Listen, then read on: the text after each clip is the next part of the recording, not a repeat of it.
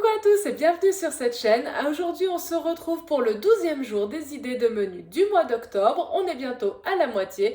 Je vous propose 4 idées de recettes, une entrée, 2 plats, un dessert.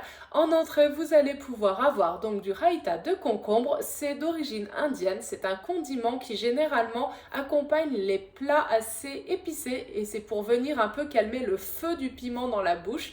C'est une base que vous pouvez faire avec plein de légumes différents. J'ai choisi du concombre parce que c'est de saison, mais vous pouvez mettre bien entendu des tomates, des carottes, un petit peu tout ce que vous voulez. Ce qui va être intéressant, c'est cette base lactée. Alors je crois que c'est du yaourt de soja à la grecque à la base, vous vérifierez dans la recette.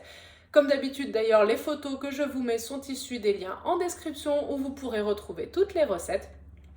Et dans la page justement que je vous ai mise pour cette recette, vous allez voir, il y a différentes propositions et notamment également des nanes que vous allez pouvoir accompagner et avec cette entrée et avec le plat dont je vais vous parler juste après.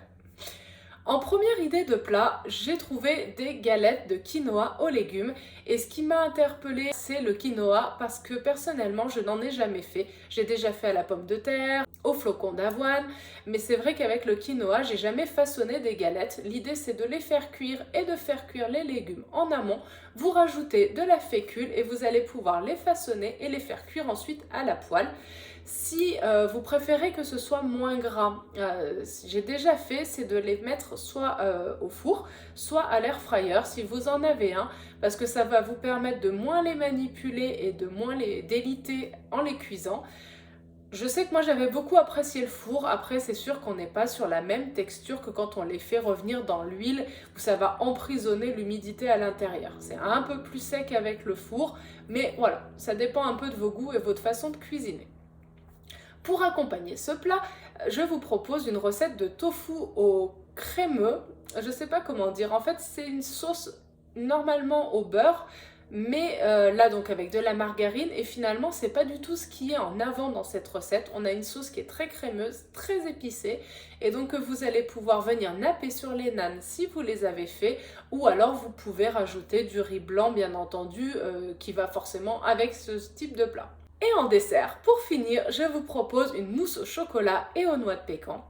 Pour réussir vos mousses végétales, c'est vrai que c'est intéressant de prendre de la crème de soja. C'est celle qui va le plus facilement s'émulsifier. Bien entendu, n'hésitez pas à la congeler 15 minutes avant de la faire monter. Elle prendra beaucoup mieux. Le froid va permettre de figer plus facilement les pellicules de graisse qui vont emprisonner l'air. Enfin bref, voilà, c'est à peu près l'idée. Et ça va beaucoup plus monter et mieux tenir. De toute manière, le froid va permettre au chocolat après de se tenir et vous allez obtenir votre mousse. Les noix de pécan me semblaient également pas mal à rajouter parce que ça apporte un petit peu du croustillant et puis un petit goût qui est quand même très spécifique de ce type de fruits à coque.